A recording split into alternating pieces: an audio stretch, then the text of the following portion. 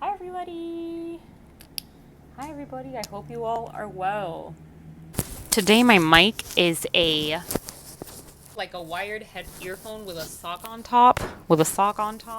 So that's what we're working with. It's a little dusty, musty, crusty, rusty, but it'll get better soon. Uh, I'll get better at setting up tech. I work like a village witch. I cannot do a normal tech setup. But anywho, hello. Today is a special day because it is my Hello Kitty collection day. So, like this year, I moved twice, I traveled quite a bit, and I helped somebody else with moving.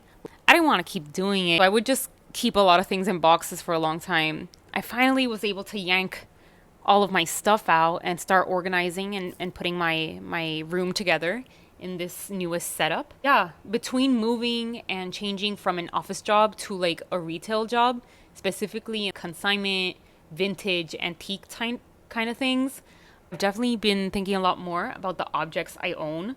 Yeah, in general, I try not to have like too many things because it's fussy to move around with. For example, even though I read a lot, I'll put my my book reads down below to prove it. I read a lot, but I don't like buying books. I don't like collecting them. I feel bad about using something once and then just like letting it turn to dust. I'm not a big collector on most things, but the two caveats are Sanrio and stationery. I think that's something I am pretty like indulgent about, and I don't mind because the good thing about stationery and especially stickers, which is what I collect the most, is that it's not too hard to move around. But I feel like I've been hoarding a lot of them and just like building growing a collection, and although it's been fun, I've gotten to a point where I don't really use a lot of these stickers. So I think when I digitally archive them in this fashion, I'll be able to like use them with less guilt, I guess, because some of these are old and really special, so I'm a little scared of using them. But what's the point of buying things if you don't use them? I don't know. That's kind of my thoughts as a. I guess I'm gonna call myself like a stationery collector or like a Sanrio collector. To do a little breakdown of how I'm gonna do this, this might take two videos because I ramble a lot and there's a lot to show. The first part is going to be bigger items like throw pillows, clocks, plates, spoons, like bigger items. And then the second half will be more stationary focused, so I'll zoom in. But since I'm doing big stuff now, I'm zoomed out and you kind of see the tower from where I hang my phone from when I'm recording. So, yeah, I guess let's get right down to it. This is going to be really chaotic. They're just there, and I'm sitting on the floor. To my right, I can't move the camera that way, but to my right, I'm surrounded by like boxes and framed art that needs to be unpacked still. Okay, I think to start, it would be nice to start with like objects I've had since I was really little. This is not the biggest object per se, but this is a Hello Kitty soap dispenser. I don't remember when I got it, but I recently found it amongst my mom's stuff, and she was like, "Yeah, I thought you might like it," so I decided to keep it. I'm trying to restore it because like the soap pump is not working super well. I might just buy a new one. When I opened it, it's like clean now. If you guys want a POV. Well, it doesn't look that clean, but it is. I've spent weeks like cleaning the inside because it was filled with like it wasn't like mold or anything, but it was just like really crusty, dry soap. So it's like trying to remove bar soap from ceramic, which is always annoying. So that took me a while. The pump is not working, so I think I'm just gonna buy a new plastic pump and get down to using it. Maybe I'll consider repainting some parts as well, like these little chips. I think it's kind of fun to restore old things. On to the next things. This looks. Jeez. These look a little dirty. I actually got these when? I guess right before the pandemic started, but I have just used the ever living shit out of them. So I'm always resting on them, even though I know I shouldn't rest on throw pillows. But I thought this one was so cute because it's like country style Hello Kitty. Like the gingham and the little flower weaving. I think it's so cute and unique. How do I explain this? Some people like just buy things because they have a label or a sticker, but I like things that are like, I don't know, you might not think of it as like a Hello Kitty article immediately because there's so much cute shit going on in general. So now this is the other one. Looking at her now, she is, oh, we gotta clean you. Look at all the cat fur. I don't know if you see. This little girl has gone through hell and back, but I'm gonna help her. So this is Usahana. I think she's such a cute character, but I don't see much of Usahana anymore. She was more like early 2000s, I guess. I have this fun memory of like buying this and being like, I know Usa. Usa might come from the word usagi, which is bunny, and that makes sense because she's a bunny.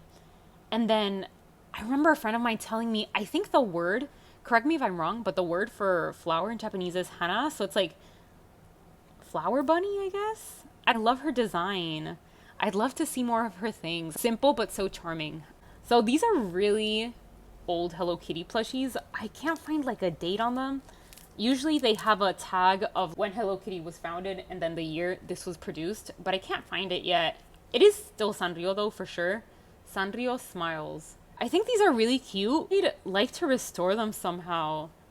I think the cat fur is pretty okay, but the clothing, I think, the jeans are actually fine. The pants are good, but the shirts, and especially the shoes, like these ones used to be completely dark brown. Like they obviously need some work, so I don't look perfect, but I might try to use like fabric paints. I don't know. First I need to remove all this like gunky stuff before I think of it, but I think that would be a fun project. And this is like a really random one. So this is a plate celebrating the new year 2000. So this is I guess 22 years old. I left it in a box for a long time, but I think I want to do like what older people tend to do, which is put them in a little stand. The design is really cute and bubbly and like airbrushed. I cannot read it, but I passed it through a couple different translator apps, and it's basically saying this is a hand done thing. It might have some imperfections, like that's just part of the manufacturing. I know that's part of the message. There might be more. As you can see already, the packaging on this is crazy. It's beautiful. Like, once I open this and start using it, I'm still gonna scrap the box and just decorate other stuff with it. I don't know if you guys can see it super well, but it's a pom pom pudding wall clock. And it's a cuckoo clock because it doesn't fit in the frame, but look at this little guy. He's on top of a pom pom pudding. So, pom pom pudding. There it is. It is so cute. I just think every detail on this is so gorgeous.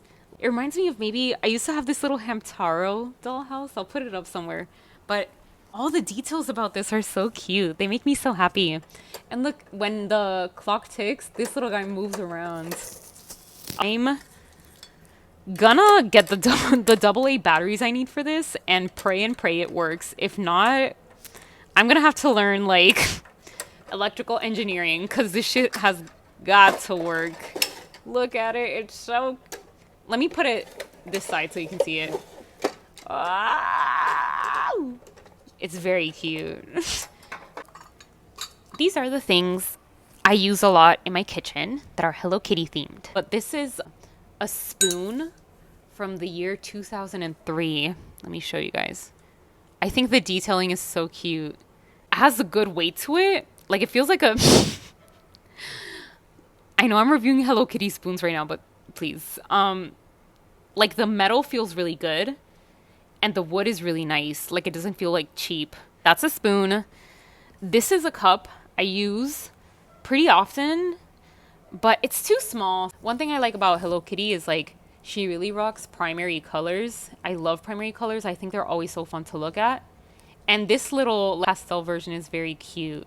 The last kitchen item I use a lot is this one. It's from 2000. The only thing I'm afraid of is that I don't feel like it's microwavable. And then that's Hello Kitty and her side bunny friend. Is that Usahana perhaps? If it is, wow, lore. I just think it's so cute. Like, I literally, like 10 minutes before I started recording, I literally had to clean and dry this because I was eating chocolate cake off of it. Getting into smaller, more niche things. But this is a little elephant guy. I know it's Sanrio, but I forget the name of this character. If you remember it, let me know. But I find it really cute. And in general, I like plushies that are like small and round and like squishy. Next thing is my Sanrio AirPod case. I love clear cases, but they get dirty so quick. I want to learn how to keep them really clean. That's the first thing. Second thing is, I think there are things I like about this case, things I don't. For example, I love the glitter, and I love some of these characters, right? But I just feel like they didn't push the Sanrio cuteness, kitschiness enough. Would have been nice if it were tinted. I see a lot of resin YouTubers, and I've seen them do very interesting AirPod cases. I'm not gonna open it because, like, if this outside looked crusty, I don't want you guys to see the inside. But if it was like tinted, maybe like a light pink or blue, or even yellow, and maybe less characters, but place them more intentionally, a more dedicated illustration, maybe some 3D parts. Next thing is this little, I don't know what to call it, but just like a little trinket thing. What I might do is try making like potpourri or something and putting it here. I love the color. I don't know if it's visible, but it has like a slight sheen to it. It's like a little metallic, but not too much. This is a Peckle nail board. It's pretty good nail file. I don't know what else to say, but he's a cute little guy. Pickle, pickle, pickle, pickle, pickle. Okay, so the next item in my collection is this little hand towel. Name? Oh, that's so cool. I didn't even notice you can put the name on it. Cool. So I don't quite know when this was made, but it's just like a decorative towel, I guess. These are two posters I got. One is Pochaco from 99, and the Batsmaru one is from 2013. I really love the Batsmaru one. With all the moving I've had to do over the last year, they got kind of beat up, so they don't look super nice to frame. They're like really dented and busted. And because of humidity, they curl really easily, so I can't paste them like I normally would. What I'm thinking of doing is maybe just using them to decorate notebooks. I use a lot of gift wrap or just like spare paper. And this is a Hello Kitty poster that I thought was cute, but I was just like not gonna paste it anywhere. I'm not the best at doing it, but as you can see, I put like the poster first and then I put the contact paper. It looks busted from the inside, but I'm sure if I pasted the same print like there to cover it, it would look fine.